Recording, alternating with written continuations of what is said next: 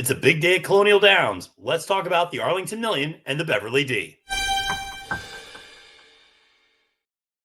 Hi, everyone. Matthew DeSantis here with NYRA Bets. Here with the race preview of Saturday's Arlington Million and Beverly D stakes taking place at Colonial Downs down in Virginia. Now, before we get to this race preview, I want to encourage you to press that like and subscribe button here on NYRA Bets YouTube today. Subscribing is entirely free of cost, just notifies you when new videos drop on the channel, whether those are race previews, full card analyses, handicapping and betting tutorials, weekly programs, and so much more. We got something for everyone right here on the network, so you want to press that like and subscribe button today. All right, well, let's talk about Saturday's big day at Colonial Downs. That's a track I've gotten to know well, lived in Virginia for several years. My mom lives pretty close to the track, been there with her on a Virginia Oaks Day and Virginia Derby Day a couple of years ago. Always a lot of fun. But one of the things that really is standout about Colonial is their turf course. It's a tremendous turf course. It's a fair turf course, in my opinion. You don't see huge biases one way or the other. So really love seeing that. And obviously, they got a little bit of weather earlier in the week, hoping that clears out and they can have really great conditions for their big day of turf racing on Saturday. Of course, in addition to the Beverly D and the Arlington Million, you also have the Secretariat Stakes. So plenty to keep you busy on NYRA Bets down at Colonial Downs. Now, let's dive in and talk about these two races. And we'll start with the Beverly D, grade 2, going a mile and 3/16 for 3-year-old fillies and mares.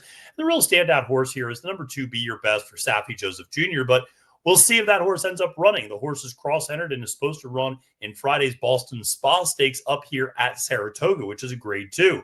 Horse is a big favorite in that race as well. So I think either spot, Saffie's got to feel pretty confident with what we have here. If the horse decides to go down to Virginia, we'll pick up Tyler Gaffleone rather than Irad Ortiz Jr., which is a notable change potentially. Good to see Tyler back after a long layoff with the broken ankle. So that's great to see him back in the saddle on a lot of mounts down at Ellis Park. Hope to see him up here for maybe a couple of mounts at Saratoga. As for Saffie, listen, Saffie in Virginia is pretty solid, actually. Saffie in Virginia is doing real well, winning 31% of his entries during this meet. So I know there's always been talk, well, Saffie's horses don't fire as well outside of Florida. That's not necessarily the case. And Be Your Best is a mare who has really just continued to mature, one that I've always been a fan of going back to his time in the Horacio De Paz barn.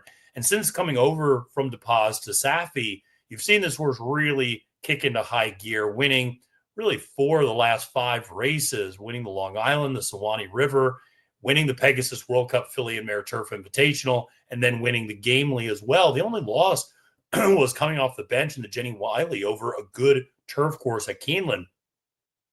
The biggest thing that changed when you look at what changed, because the speed figures went up incrementally, but not a huge jump. I mean, certainly the Pegasus effort was a big one, but really this horse was running high 80s Beyer speed figures and is now running low 90s Beyer speed figures. It wasn't a huge jump from going from Horacio to Saffie. The biggest thing, if you look at back, even when this horse was at Horacio, tended to run best up on the front end. And that's what Saffie seems to have done with this horse. It's just say, let's put this horse up front or sitting no worse than second and see what happens. Usually good things happen.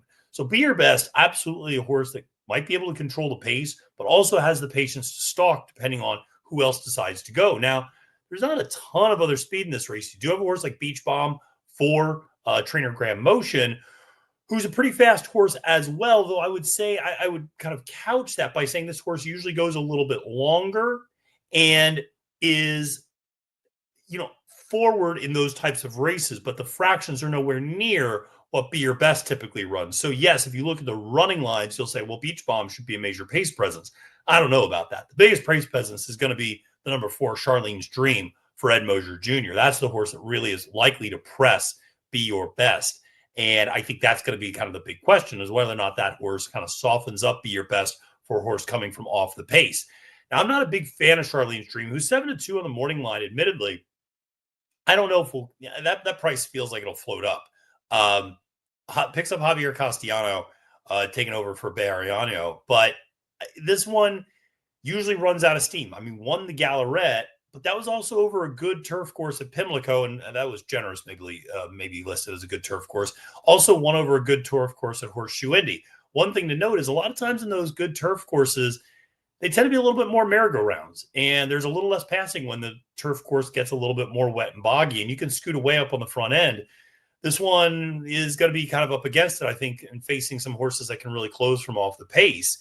Now, I'm not also the biggest fan of Duvet, who is a deep closer, and I just don't know if this horse really is going to like this distance, and also feels like a horse that doesn't get the job done enough for my liking. He's 0 for 5 at the distance and only 4 for 26 winning. Yes, won the Cardinal Stakes 3 back on 1 mile and 1/8 at Churchill Downs, but outside of that, you'd have to go back to January 2023 to find the horse's last win out at Santa Anita, going 1.5 miles.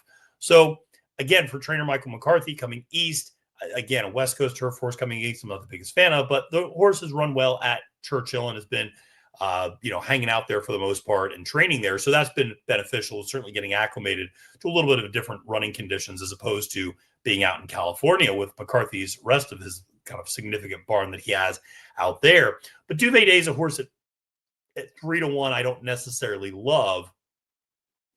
And so I start running out of options because on paper, a horse like Beach Bomb is one that I should like.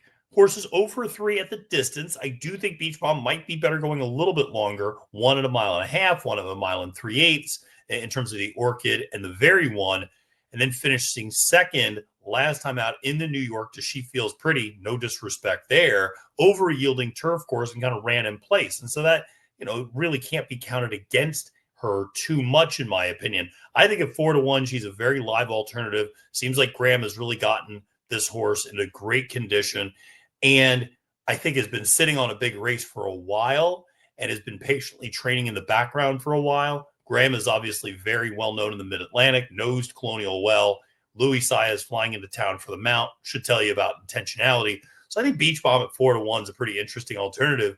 The other alternative I would say is Spanish Eyes for trainer Brendan Walsh, another trainer I have a ton of respect for. Ben Curtis up on the mount. All Ben's doing is doing his best Rat Ortiz Jr. imitation up here at Saratoga, where Curtis is winning 25% of his mounts during this meet. So this one's coming off a second place effort in a grade 3 at Delaware Park.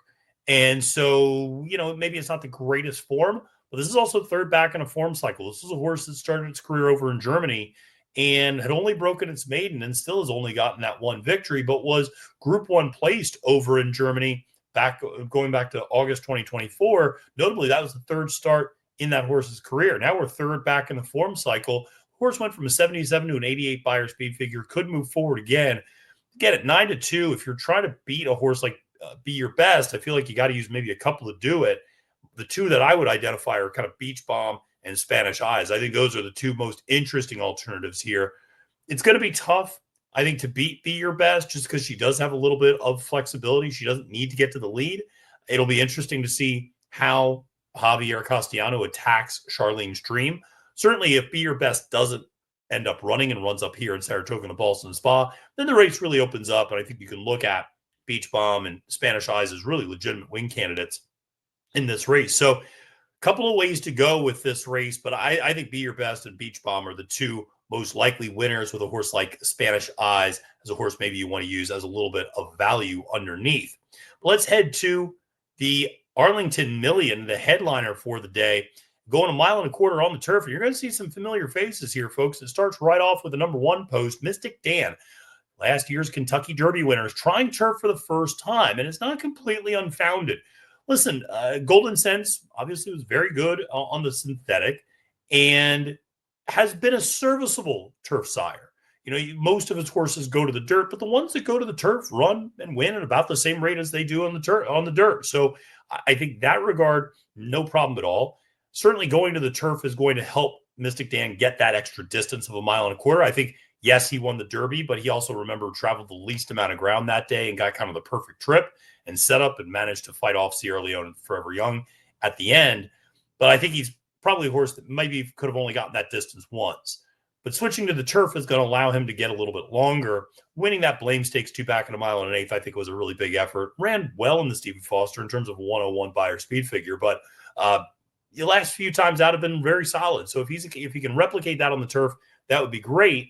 One of the things to keep in mind is his dam, Ma, had a little bit of turf form and won a turf race, but is sired by Colonel John, who, of course, won the Wicker on the turf and was a great synthetic runner as well. So plenty of turf pedigree there for Mystik Dan at 9 to 2 on the morning line. Now, the number 5 horse, Cairo, for Alice Haynes. This is a horse coming out of some serious competition overseas. Last ran in the Queen Anne Stakes, Grade 1, Group 1, I should say, over at Royal Ascot. This one finished behind Docklands and Resilient, two amazingly talented horses. So 7-2 feels a little light, I'll be honest. I think this horse is sitting on a potentially big effort. Picks up Ben Curtis, and this one's been doing nothing but running against Group 1, Group 2, and Group 3 competition over in Europe and coming up just short, but really showing a lot of talent. And I think has gotten better at 5. And I just think this one makes a whole lot of sense at 7-2. If you're able to get that sort of a price, and more importantly, as a workout over the Colonial turf, came over and worked out on August the 6th. So I love that this one got to work out over the local turf course. I think this one's sitting on a, like I said, really nice effort. Now, there are 2 Shug McGaughey horses that we should discuss, both Fort Washington and Integration. We'll start with Fort Washington, who is a nice horse. I'm a big fan of this one. Didn't run great in the Wise Dan at Churchill Downs, ran a 90 buyer speed figure and was a little, disappointing as a 2-to-1 choice, finished 4th that day, but had 2 straight wins coming back before that in the Kenyatta turf as well as the dinner party. And so those are 2 really good efforts. And this horse had been remarkably consistent. The Wise Dan was actually one of his lower speed figures that he's turned in recent starts. But Shug certainly seems like he knows how to get this horse cranked up for big races. Horse does like to come from well off the pace. So that is going to be something to keep an eye on in terms of what sort of pace there is in this race, because not a ton on paper. Cairo is a horse that is going to, be in a couple of different trips potentially. I mean, it does seem like a horse that has a little bit of tactical speed, but again, transitioning from Europe to here, that doesn't always translate. You'd imagine a horse like Runaway Storm is going to be up front, Vesting maybe up front, but it seems more likely that horse is just, is up front because of the distance that one runs a lot of times going longer. Time Song's the other one, as well as Mystik Dan, to see how they decide to approach their trips. Time Song, big long shot, absolutely could get up front, but again, might be better going a little bit longer. And when shortening up, sometimes doesn't even go to the lead. And the Mystik Dan, you got to wonder, how does that dirt speed translate over to the turf? So Fort Washington's going to need a little bit of a setup, has never done the 1.25 miles before, has done the 1 3/8 in the United Nations and didn't run particularly well in that last year. So will be interesting to see. Now, Grand Sonata, that's another horse that's entered, but remember, that horse is also cross-entered in the Sword Dancer, so it'll be interesting to see if Todd Pletcher sends that one down. I think he might, because he's got El Razine in the Sword Dancer as well. It'll be interesting if Todd runs both of them in that race. They're both a little bit long shots. Obviously, a horse like Farbridge and the 2 Appleby horses are really the overwhelming favorites in that Sword Dancer. But nevertheless, Grand Sonata could come down here and maybe have a little bit of a better showing for himself rather than running against tougher up here in Saratoga. And then the elephant in the room is, of course, Integration, a horse that is incredibly talented and loves this turf course, has 4 career starts over this turf course, 3 victories, and a second, which came in last year's Arlington Million to Nation's Pride, who's actually running up here in Saratoga this weekend in the Sword Dancer. It all comes full circle. Keeps Johnny Velasquez up for the 2nd race in a row. Nearly got the job done last time out over Deterministic and Farbridge. Deterministic came back to win a Grade 1 next time out. And then Farbridge came back to, of course, win the Grade 2 Bowling Green. So, those 2 really flatter him in terms of Deterministic winning that 4-star Dave and Farbridge, like I said, winning the Bowling Green. And even the 4th place horse Corruption came back to easily win a $100,000 made $100,000 optional claimer. So the form from that last race in terms of the Manhattan is coming back very strong. And more importantly, the horses are running back to those figures, which is even better to see. Integration is a little bit more tactical. Doesn't need to be a deep closer, can sit mid-pack, can make a move, likes the turf course, shouldn't mind the distance, gave a good run at it last year, just was outclassed by Nation's Pride. But I think that Integration is going to be tough to beat for Shug McGaughey. If I'm going to try to beat the horse, though, I think Cairo makes a ton of sense at 7-2. I know some people are high on Fort Washington. I'm maybe not quite as high on that horse. I just wonder if, yes, Shug's gotten this horse into good form with those Grade 3 wins, 2 and 3 back. But I do wonder maybe against a slightly tougher level of competition, if this one's really up to snuff, picks up Junior Alvarado, or keeps Junior Alvarado, I should say, on the mount. And so that we'll certainly want to keep in mind. And then the other one, the X factor, is Mystik Dan. I'm going to be interesting to see how he's bet. Kenny said that Kenny McPeak, the trainer, has said he's been interested in getting this horse on the turf for a while. And they have the turf workout up here at Saratoga. So, maybe the horse takes to it. I'll be very interested to see how he looks on the track, how he looks in terms of comfort level. He's very fit, I'll tell you that. He looks great. I was over at the barn about a week and a half ago. He looks fantastic. So great condition. But if you're trying to beat integration, a horse that sometimes some might say comes up just short. What do I mean by that? He won his first 3 races of his career. If you knock those races out, he's 2 for 11 winning. So he's had a very precocious start to his career, which is unlike Shug McGahee horses. Very precocious start, and then has kind of trailed off a little bit. Won at Colonial over a soft turf course in a listed stakes race, and then won the Red Smith up here, at Aqueduct last fall. So that's really those are his only 2 wins. He's had some close seconds, Pegasus World Cup turf, Manhattan. So he's almost got a couple of grade 1s, but he still has yet to break through and get that elusive grade 1. This certainly feels like his best chance. That July 20 work, 46-4 bullet, first to 41 up here in Saratoga, certainly lets you know he's ready to run. But I think a horse like Cairo is pretty interesting, and Mystik Dan might be a little bit of an X factor in this race. All right, folks. Well, that'll do it for this preview of the Arlington Million and the Beverly D. Should be a lot of fun. Where's my money going? Well, like I said, if Be Your Best ends up running, she's going to be tough to beat, but I do like maybe combining her with Beach Bomb and Spanish Eyes and a little bit of an exacta play. And then in the Arlington Million, yes, the favorite is going to be tough integration, but I think taking a shot with Cairo is not the worst of all ideas. I like that horse a lot. I'll be interested to see how the board plays out, what sort of money Mystik Dan takes, because there's a price point at which I'd be interested in playing that horse, maybe 6-1, 7-1. I'd play around with that, but I don't know if you'll get that at all. So I don't want to take too short of a price on a horse doing something for the first time when it's a little bit of a question mark, but like I said, will be interesting to see.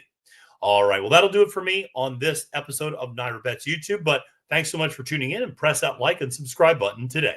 My name is Matthew DeSantis, wishing you a great and prosperous day at the races, and reminding you, friends, it's now post time.